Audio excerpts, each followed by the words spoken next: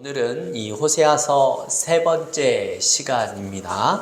오늘은 이 1장 10절부터 2장 1절 말씀을 통하여서 하나님의 의지라는 제목으로 말씀을 전하도록 하겠습니다. 우리가 지난주에 본 바와 같이 이 로라는 이 부정 접두어를 빼고서 암미와 루하마, 내 백성이라 또 긍휼을 입은 자라고 이스라엘 백성들을 부르시고 구원해 주실 거라는 그런 약속이 주어지는 내용이 오늘 본문의 내용입니다. 호세아서의 앞부분에서 본 것 같이 하나님께서는 이스라엘 이 백성들을 향하여서 진노하시는 모습을 보여주었습니다.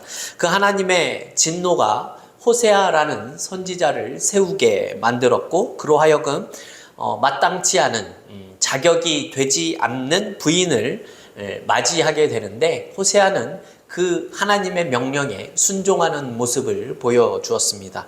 이러한 내용들이 하나님께서 얼마나 속상해 하시는지를, 또 얼마나 화가 나셨는지를 지금 호세아가 경험하고 증언을 하고 있는 그런 내용으로 시작이 되었다라는 것입니다. 하나님께서 호세아와 이 여인 사이에서 난 첫 번째 아들의 이름을 우리가 지난 시간에 살펴보았죠. 이스르엘이라고 지으라고 말씀하셨고, 두 번째는 이 로루하마, 셋째를 로암미 이렇게 부르게 됩니다. 이 부정 접두어인 이 로자를 붙여서 내 백성이 아니다, 나의 긍휼을 받을 수 없다, 자비가 없다, 이런 이름을 자식들에게 지어주게 됩니다. 많은 성도 여러분들이 자식들을 낳아서 길러보셔서 잘 아시겠지만, 아무리 마음에 들지 않고 속이 상하다고 하더라도 자식의 이름을 내 자식이 아니다 이렇게 짓는 부모는 없을 겁니다. 이러한 모습이 마음으로는 싫지만 그렇게 하지 않는 것이 부모와 자식 간의 관계의 모습이죠. 그런데 하나님께서는 지금 이렇게 말씀하시는 겁니다. 네가 자식을 낳아서 네 자식이 내 자식이 아니다 이렇게 불러봐라 말씀하시는 내용이다라는 겁니다. 그러한 안타까움과 속상함, 그 분노의 자리에 네가 들어가서 내가 내 백성으로 하여금 얼만큼 분노하고 이 속상한지를 네가 증언하라라는 의미로 말씀하신 명령이었다라는 겁니다. 어떤 사람이 다른 사람에게 만약에 이러한 명령을 하라고 한다면 그것은 아마도 이 보복에 따른, 보복을 하고 싶어서 그렇게 말하고자 시킨 내용이 될 것입니다. 사실 우리가 앞에서도 살펴보았지만 하나님께서는 이스라엘 백성들에게 대해서 진노하시는 것이 지금 맞습니다. 이스라엘 민족의 이 잘못과 불순종과 이 배반에 대해서 진노하시는 것이지만 이것이 그냥 단순히 하나님께서 보복하시는 내용은 아니다라고 하는 것이 이 호세아에게 있어서 이 호세아서의 중요한 내용이다라고 하는 겁니다. 호세아는 지금 하나님의 사랑을 그 증언을 하고 있는데, 그 하나님의 진노를 쏟아부어서 이스라엘이 파멸하고 심판으로 가자라고 의도하는 것이 아니다라는 거죠. 하나님이 이스라엘 백성을 향하여서 가진 그 마음을 조금 더 와닿게 표현을 해보자면, 하나님이 이스라엘 백성을 대충 사랑하시는 것이 아니다라는 내용이 되는 겁니다. 진심을 가지고 사랑하고 계신다라는 사실을 지금 보여주는 것이다라는 겁니다. 얼마나 치열하고 하나님께서 얼마나 그들을 포기하고 있지 않으시는지를 지금 호세아서를 통해서 드러내시고자 하신다라는 것이지요. 단순히 혈기를 내서 망하게 하시는 것이 아니라 징계를 하시는 하나님이시다라는 사실을 우리가 기억해야 하는 것이 사실입니다. 하지만 우리는 이러한 징계를 싫어하지요.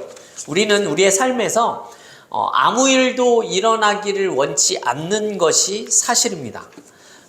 하지만 하나님의 백성들은요, 잘못된 길을 가는 것을 하나님께서는 그냥 두고 가만히 두시는 분이 아니십니다.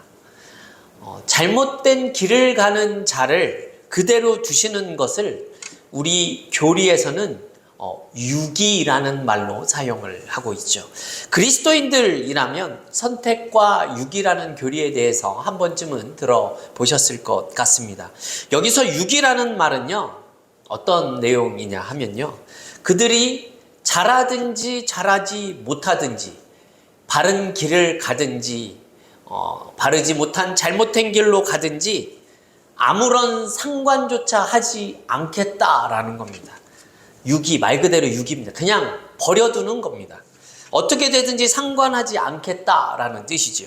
하지만 선택받은 백성들에게서는 그렇게 하시지 않는 것이 바로 성경이 말하는 하나님의 사랑이다라는 겁니다.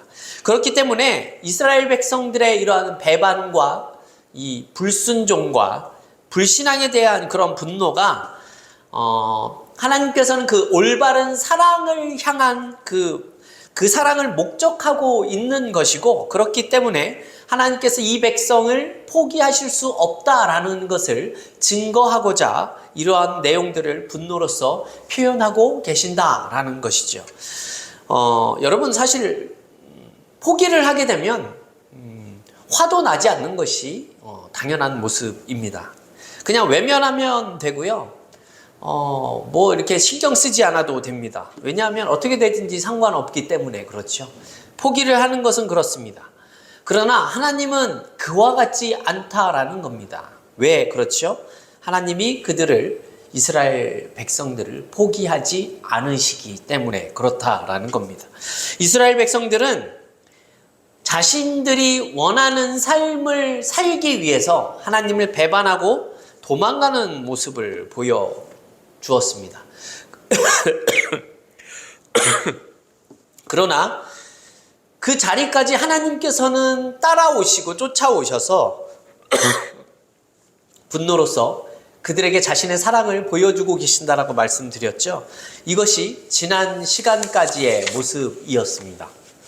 그런데 오늘 본문 10절에서는 이제는 조금 다른 표현을 보여주고 있습니다. 10절의 시작을 보면 그러나라는 말로 시작을 하고 있습니다. 그러나 앞에 있는 내용과 이제 좀 반전이 되는 다른 내용을 말씀하고 있다라는 것이죠.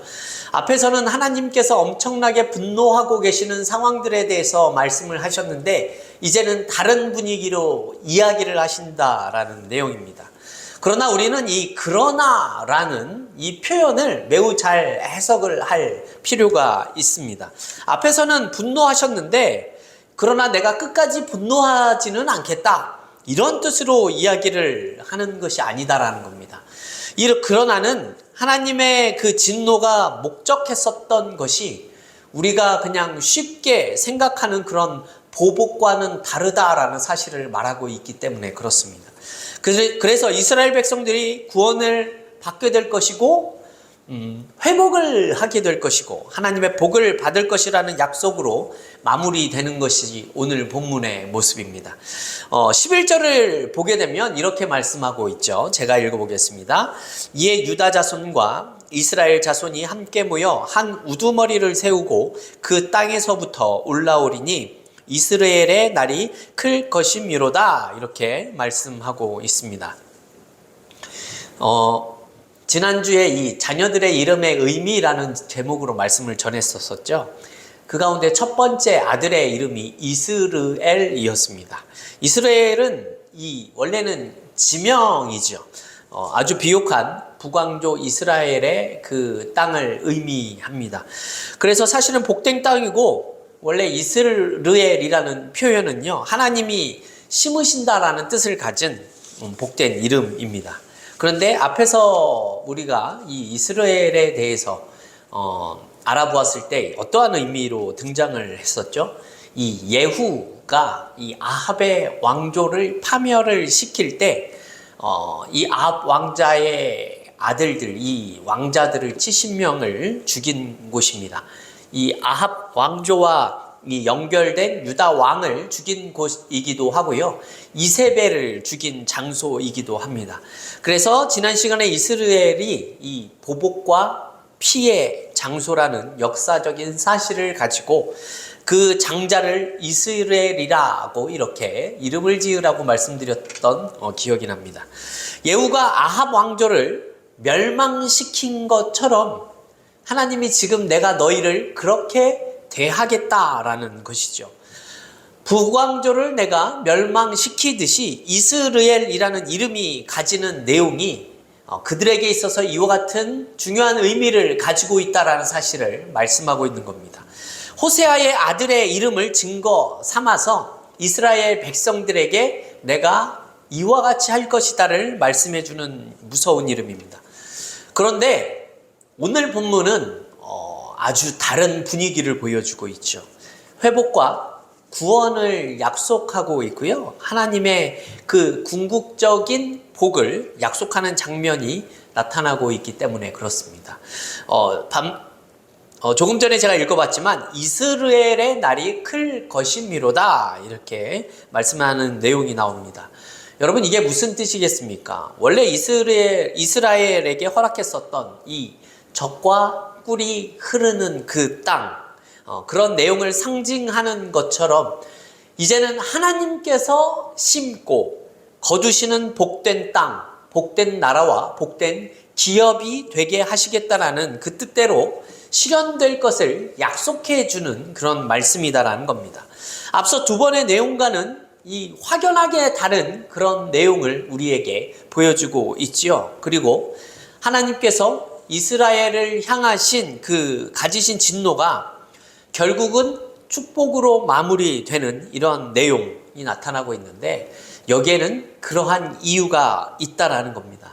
그렇다면 이렇게 될 수밖에 없는 그 이유와 조건이 무엇인지 우리가 알아볼 필요가 있습니다.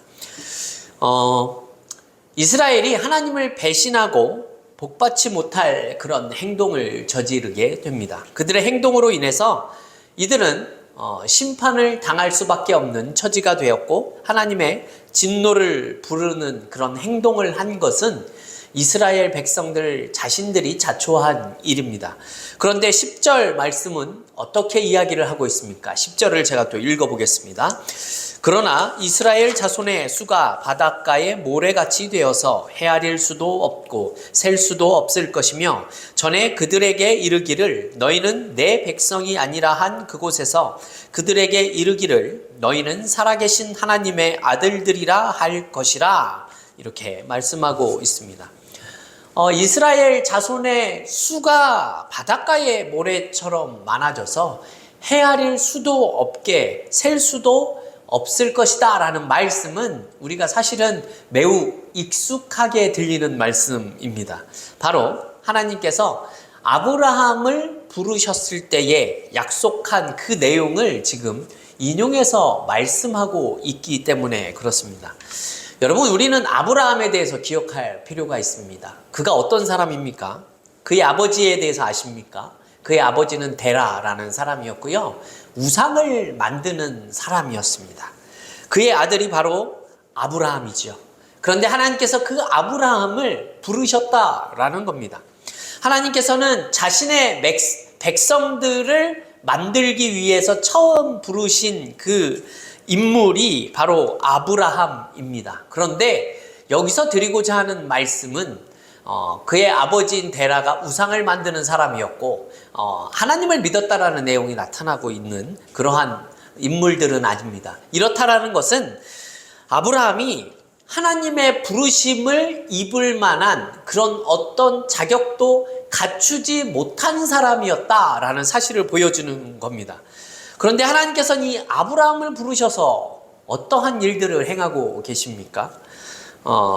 그를 복의 근원을 삼으셔서요, 하늘의 별과 같이 바닷가의 모래와 같이 만들어 주시겠다라고 약속을 이미 하셨습니다.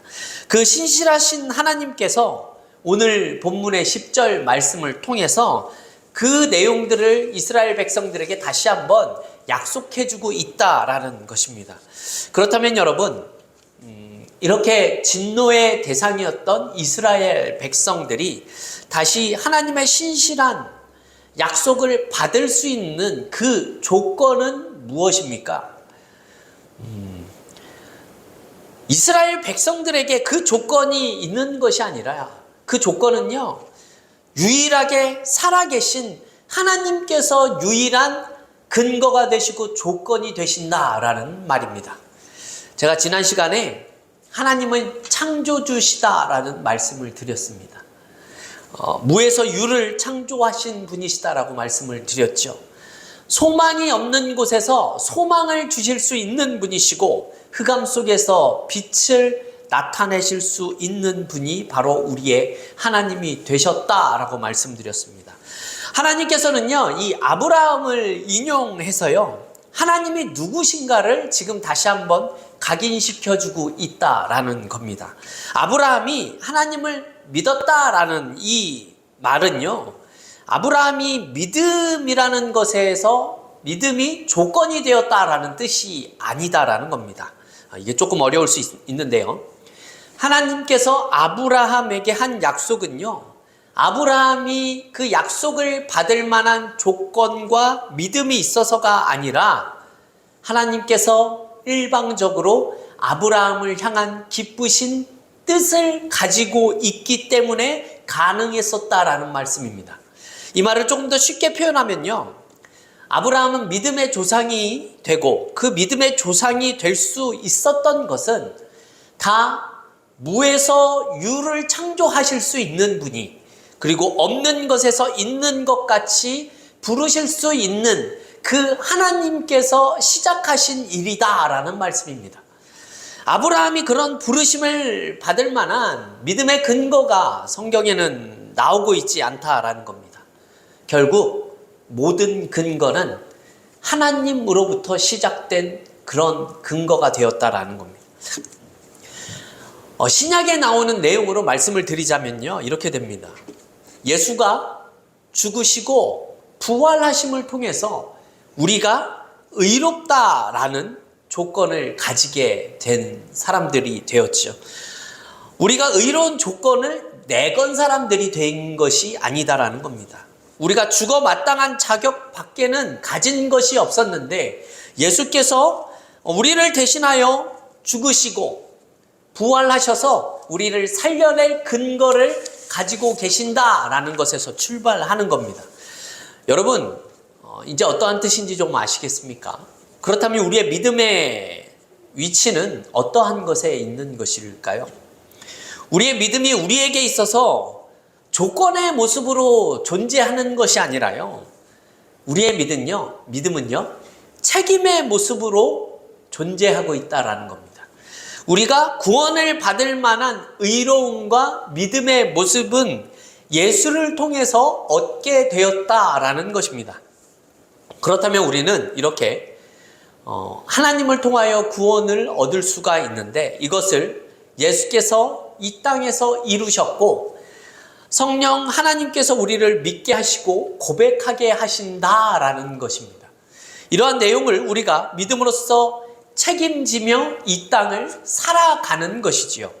이런 믿음에 대해서 책임을 지지 못하게 되니까 어떠한 모습들이 나타나게 되는 것입니까? 이들이 하나님을 배반하고 불순종하고 타락의 길을 걷게 되는 것입니다. 결국은 하나님의 의로움을 지닌 자들로서 징계를 받아야 하는 상황에 이르게 되었다라는 것입니다. 그래서 이스라엘과 로루하마와 로암미가 된 것이지요.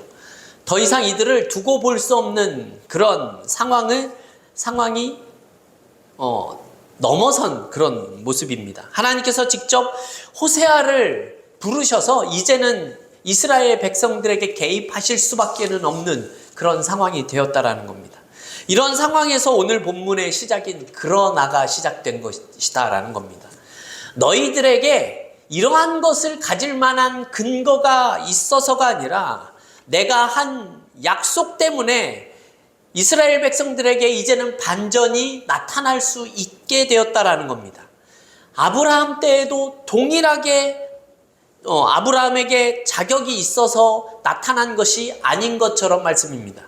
살아계신 하나님이 아브라함을 불러내신 것처럼 너희 또한 동일하게 하나님께서 내 백성으로 만드시겠다라는 하나님의 의지가 담긴 모습이다라는 겁니다.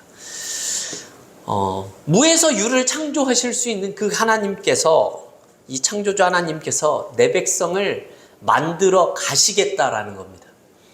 예수께서 죽음을 통하여 우리에게 생명을 허락하신 것처럼 이제는 하나님이 이루신 그 일들에 대해서 우리가 책임감을 가지고 이 믿음의 모습을 보여주며 살아가야 한다라는 말씀입니다. 여러분, 이 하나님을 믿으십니까? 이것을 조금 더 설명하자면 이러한 내용이 됩니다. 하나님은 세상을 창조한 분이시고 의와 또한 평강과 진리와 생명을 만드시고요, 그것을 유지하시고 풍성케 하셔서 완성하시는 분이십니다. 이러한 분이신데 너희들의 죄로 인해서 이러한 하나님의 뜻이 중단될 수는 없다라는 내용이 되는 겁니다. 그래서 우리는요, 이런 모습에 대해서 자연적으로 이렇게 생각하는 모습들이 나타나야 합니다. 무슨 모습입니까? 우리가 죄로 죽었을 때에 하나님께서 나를 살려 놓으셨는데 하나님이 살리신 이후에도 우리의 모습이 믿음으로 사는 것보다는 죄를 짓는 것에 더 익숙한 모습으로 살아가고 있다라는 것입니다. 이런 사실에 대해서 우리는 사실 절망감을 느끼는 것이 맞습니다. 우리가 신앙생활을 하는 것이 그렇기 때문에 더욱 결코 드러낼 것이 없고 잘난 척을 할 수 있는 이유가 없다라는 것이죠. 그렇다고 해서 늘 죄인의 모습으로 살아가야 한다, 이렇게 말씀을 드리는 것은 더더욱 아닙니다. 그래서 우리는 어떠한 모습을 보여야 하는 것입니까? 그래서 여러분, 우리는 늘 하나님을 찾아야 하는 겁니다. 내가 잘한 것이 없음에도 나를 살리신 그 하나님을 찾아야 하는 겁니다. 과거보다 지금이 더 나은 모습을 보이는 것처럼 생각되어지고 보여지더라도 그래도 우리는 하나님을 찾아야 합니다. 나를 구하실 수 있는 분은 여전히 살아계신 하나님 한 분 외에는 없기 때문에 그렇습니다.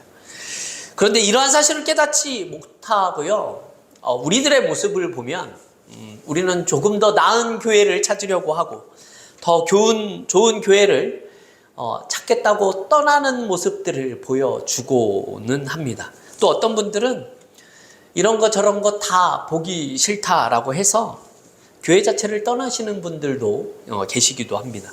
그러나 오늘 말씀을 통해서 우리는 한 가지 사실만은 기억하고 있어야 합니다. 그것이 무엇입니까? 우리 믿는 자들에게 있어서 가장 큰 죄가 무엇인가 하면요, 그것은 하나님을 떠나는 것입니다. 하나님을 떠나는 것이 우리에게 있어서 가장 큰 죄가 된다라는 거죠. 호세아가 시작된 이유가 무엇입니까? 이스라엘 백성들이 하나님을 떠났기 때문에 이 호세아가 시작이 되었다라는 겁니다. 우리는 살아가면서 무슨 일이 생겨서 어떠한 시험이 올 때가 있고 하나님을 믿고 싶지 않을 만한 그런 일을 만날 때가 있는 것도 사실입니다. 때로는 너무 큰 죄를 짓고 있는 것 같은 그런 마음, 모습이 있을 때가 있다라는 겁니다. 그렇게 되면 우리는 교회를 나오기 사실은 싫어지지요. 하지만 오늘 말씀을 통해서 우리가 깨달아야 하는 것은 무엇인가 하면요, 그런 일들이 생길 때마다 우리는 더 교회로 나와야 한다라는 겁니다. 아무리 근거가 있는 신앙적인 도피처를 우리가 찾는다고 하더라도 그것은 결국 도망 다니는 것 외에는 어떠한 결과도 나타날 수가 없습니다. 이러한 모습은 살아계신 하나님을 제대로 알지 못하는 모습에서 나오는 겁니다. 성도 여러분, 오늘 말씀은요, 단순히 징계를 받으면 그 다음에 회복이 온다, 이런 단순한 내용으로 기억을 하시면 안 된다라는 겁니다. 이렇게 하나님께서 하시긴 하시지만 우리는 그 가운데 하나님께서 우리를 향한 열정과 그 의지와 뜻을 깨달을 수 있어야 한다라는 겁니다.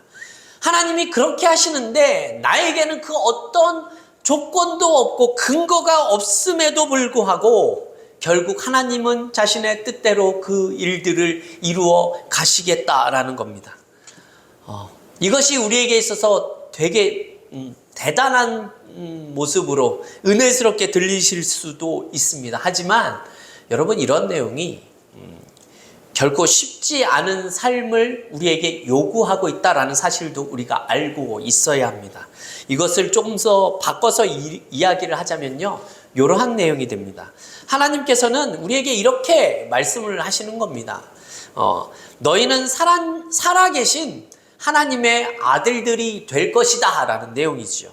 나는 창조주이기 때문에 너희를 절대로 포기할 수가 없다.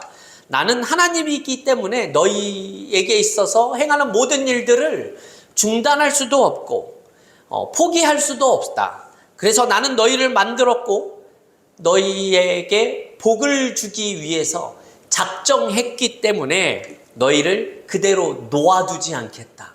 나는 결국 너희들을 만들어서 거룩한 백성으로 만들 것이다 라는 내용이 되는 겁니다. 여러분, 이런 내용은 예수를 믿으면 복을 받습니다 라는 이런 내용 안에 사실은 포함되는 말이기는 하지만, 이런 하나님의 진의를 우리가 깨닫게 되면 이것은 너무 그냥 쉽게 가벼이 들을 수 있는 내용은 아니고 좀 무겁게 우리가 생각할 수 있는, 책임감을 느낄 수 있는 그러한 모습임을 우리가 생각해 볼 필요가 있습니다. 여러분, 이렇게 하나님이 우리를 포기하지 않는다라는 내용은요, 여러분, 우리가 포기하려고 마음 먹어도 하나님은 하시지 않는다라는 뜻이 되는 겁니다.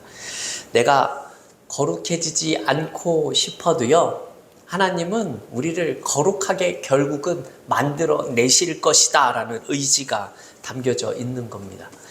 하나님의 사람이지만 우리는 이렇듯 때로는 조금 무서운 것 같은 깊은 하나님의 사랑을 깨닫게 되는 겁니다. 그래서 이스라엘 백성들은요, 오늘 본문의 내용처럼 다시 암미가 될 수 있는 거고요, 루하마가 될 수 있는 겁니다. 그렇지만 그것이 쉽게 되는 것은 아니죠. 왜냐하면 이스라엘은 결국 망하게 되고 포로로 잡혀가게 되기 때문에 그렇죠. 포로 70년의 시간들을 겪어야 한다라는 겁니다. 하지만 이사야 42장을 보게 되면요, 하나님께서 이스라엘 백성들을 향해서 이러한 의지를 또한 보여주고 계십니다. 이사야 42장 1절부터 4절 말씀을 제가 읽어보겠습니다. 내가 붙드는 나의 종, 내 마음에 기뻐하는 자, 곧 내가 택한 사람을 보라. 내가 나의 영을 그에게 주었은즉 그가 이방의 정의를 베풀리라. 그는 외치지 아니하며 목소리를 높이지 아니하며 그 소리를 거리에 들리게 하지 아니하며 상한 갈대를 꺾지 아니하며 꺼져가는 등불을 끄지 아니하고 진실로 정의를 시행할 것이며 그는 쇠하지 아니하며 낙담하지 아니하고 세상에 정의를 세우기에 이르리니 섬들이 그 교훈을 앙망하리라. 아멘. 이 말씀은요, 이 예수 그리스도를 의미하는 말이고요, 이 그리스도의 사역을 말씀하는 내용입니다. 이 메시아께서는요, 목소리를 크게 높이지 않을 것이다 라고 이야기를 하죠. 목소리를 크게 높이지 않겠다라는 얘기는요, 마치 크게 화를 내는 것처럼 요란하게 소란스럽게 하나님께서 메시아가 일하신다라는 뜻이 아닙니다. 이렇게 하지는 않으시겠지만, 그런데 결국에는 결코 그 뜻을 이루기 위해서 그 일을 행하시겠다라는 의지를 보여주는 말씀입니다. 결국 우리를 승리케 하기까지 끝까지 포기하지 않고 일하시는 주님을 말씀하고 있는 내용입니다. 더세움교회 성도 여러분, 이것이 우리를 향한 하나님의 의지이심을 기억하셔야 합니다. 하지만 우리가 또 기억해야 할 것은요, 여러분, 우상은 어떠한 것 같습니까? 우상은요, 인간이 자신들의 마음대로 생각하게 하다가 결국은 파멸에 이르도록 아무런 개입도 하지 못하는 그런 무의미한 존재일 뿐입니다. 우상은 우리의 삶에 아무런 간섭조차 할 수 없는 무의미한 존재다라는 것입니다. 그런데 하나님께서는 그렇게 하시지 않겠다는 겁니다. 그렇게 하실 수가 없다라고 말씀하시죠. 하나님은 우상처럼 우리들을 포기하지 않고 구경만 하시는 분이 아니라 그냥 그대로 두고 보실 수 있는 분이 아니시다라는 겁니다. 여러분, 이것이 바로 우리가 믿고 의지하는 하나님의 모습입니다. 여러분, 오늘 본문을 통해서 우리의 이런 생각을 뛰어넘어서 하나님께서 자신의 그 뜻을 우리를 통하여 이루시는 하나님을 우리는 다시 한번 보게 됩니다. 하지만 그 길이 쉽고 편하지만은 않다라고 말씀하고 있죠. 그럼에도 결국 하나님은 우리를 자신의 백성으로 만들어 거룩하게 하실 것이다 라고 약속하고 계십니다. 이 하나님을 늘 믿음으로 바라보면서 살아갈 수 있기를 주님의 이름으로 축원합니다.